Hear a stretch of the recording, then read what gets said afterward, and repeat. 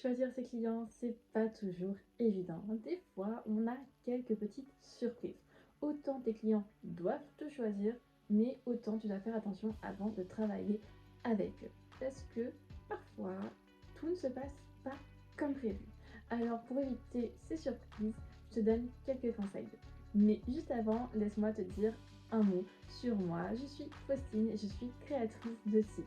J'accompagne les entrepreneurs à générer de nouvelles opportunités, à prendre leur place et à assumer leurs ambitions en se montrant tels qu'ils sont sur leur site internet et avec leur communication. Maintenant que ça c'est dit, on passe à la suite.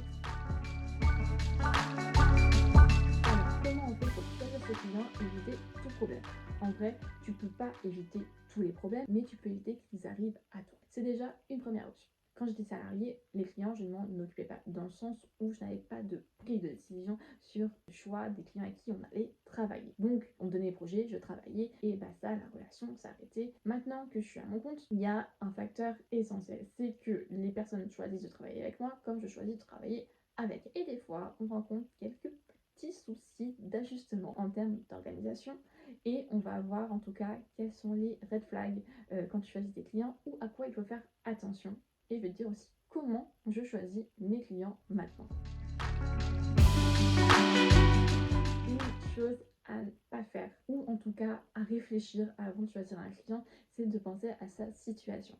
Parfois, on est dans une phase un peu plus creuse et on a tendance à accepter toutes les personnes qui viennent nous contacter parce qu'on se dit non mais si je prends ce client là ça va me permettre d'avoir de la trésorerie et ainsi de suite, de pouvoir encore aligner sur quelques mois, et pas une mauvaise chose parce que ça rapportait un peu de sérénité. Mais il faut voir aussi le coût de cette sérénité. Si avec ton client ça se passe mal, que c'est mal organisé, que vous avez des mauvais échanges, quoi que ce soit, ça va te rapporter certes de l'argent, mais ton coût à la sérénité va diminuer et ce projet va peut-être être un peu long pour toi. Donc des fois, il faut vraiment se demander, ok, ça peut me rapporter de l'argent, très bien, j'ai besoin de cet argent-là parce que j'ai peur de manquer, j'ai peur de ne pas avoir d'autres projets après, mais est-ce que ça vaut vraiment le coup de travailler avec ce client-là? Oui, non, peut-être, pas sûr. Bon, bref, réfléchis avec toi et quand tu as échangé avec ce client, demande-toi vraiment ce que tu veux au fond de toi. Parce que souvent, on a une petite intuition qui va qui nous parle en mode je le sens pas trop, et puis des fois, cette petite voix, tu l'oublies et tu fonces. Alors, des fois, ça va super bien se passer, et puis des fois, tu vas te dire, j'aurais peut-être dû m'écouter, pour une fois, ça aurait pas été mal. Donc, attention à ça.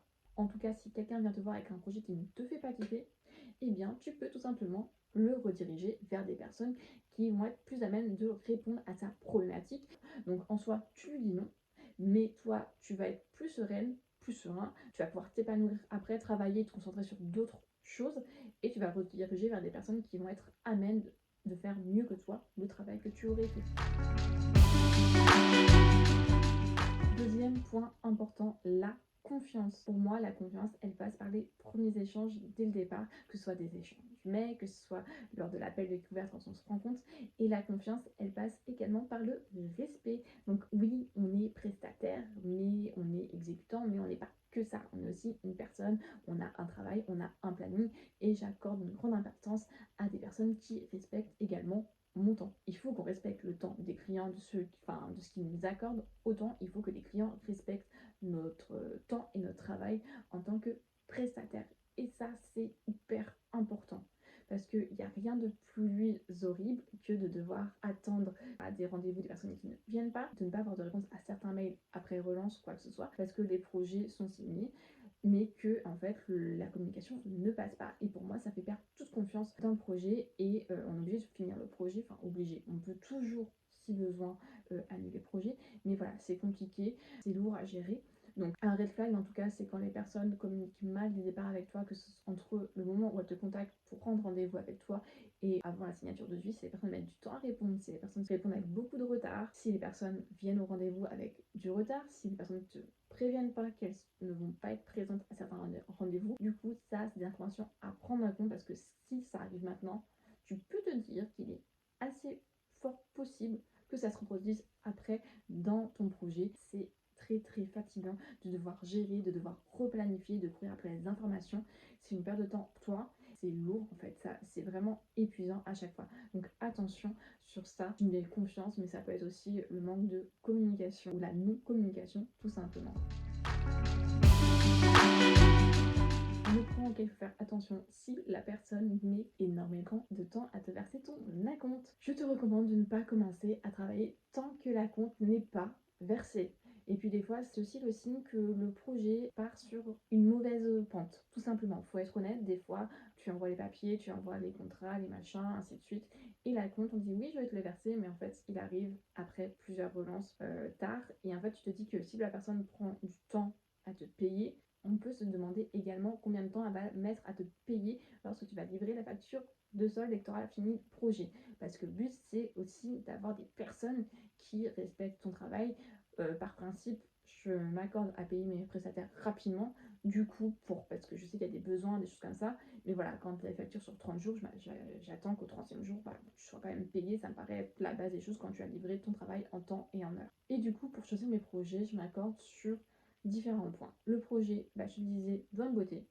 Je dois avoir confiance en la personne, je dois sentir le respect des deux côtés, qu'on ait un bon feeling et que je sente que je peux apporter en tout cas de la valeur à cette personne, que je peux répondre à ses besoins. Si tu ne peux pas répondre aux besoins de la personne, ne prends pas le projet, ne prends pas de nouveaux clients, juste dis je ne suis pas la bonne personne et tu peux recommander vers des personnes plus adéquates qui vont répondre aux besoins du client. Parce que prendre un projet alors qu'on ne peut pas y répondre, qu'on sent qu'on ne va pas être la bonne personne, ça sert strictement à rien à part se tirer une balle dans le pied pour toi, pour ton client et que ça se passe très très mal entre vous deux.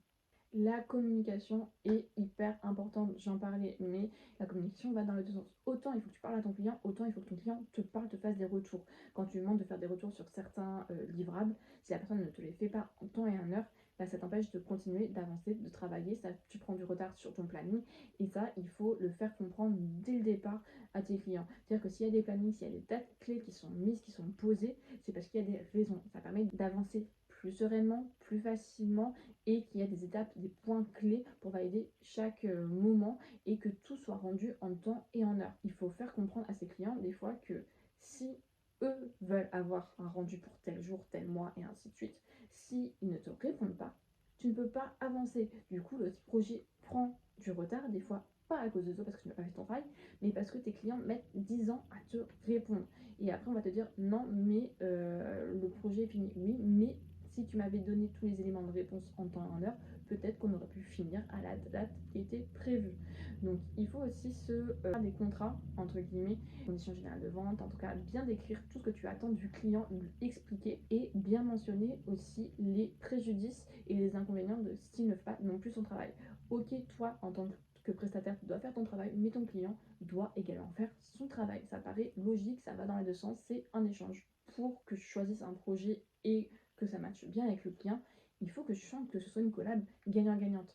En fait, j'aime pas ce côté de ah, t'es prestataire, moi je suis au-dessus et ainsi de suite. Le but c'est qu'on soit à la même échelle et qu'on se dise ok, qu'est-ce qu'on peut s'apporter chacun et chacune, comment on peut faire pour que ce projet se passe de la meilleure façon, comment je peux t'aider, comment tu vas m'aider avec tes réponses quand je vais te demander certaines informations et comment on va faire pour que toi ça t'apporte des choses au niveau de ton entreprise, que ça réponde à tes objectifs et que tout soit clair. En gros, en fait, quand tu le sens pas, quand tu sens pas le projet, quand tu sens qu'il y a un manque de confiance, un manque de communication, que ça va pas être facile, ou que tu as des doutes, des réserves sur le projet, n'y va pas.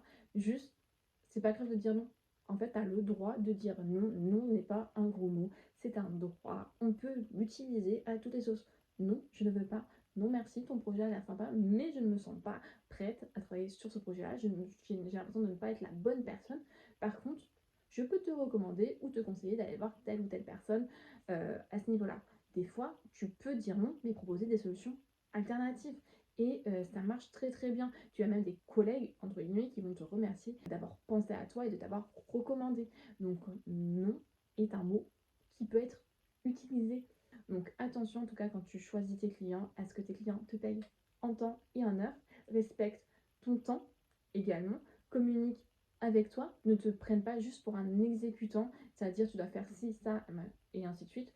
Enfin après ça dépend de la relation que tu instaures. Moi je suis plus sur une relation de collaboration. Mais voilà, à toi de fixer tes règles. Quand je te dis fixer tes règles, c'est important de les expliquer à tes prospects, à tes clients dès le départ. Ça veut dire même avant que tes clients ne deviennent clients, c'est-à-dire quand tu les rencontres pour que tout soit clair et que tu expliques en fait ton mode de travail et ce que ça implique et ce que tu attends de leur part. Parce que les clients attendent quelque chose de notre part, mais on attend également quelque chose de leur part. Donc il faut que toutes les règles du jeu soient claires dès le départ. J'espère que cette vidéo t'a plu.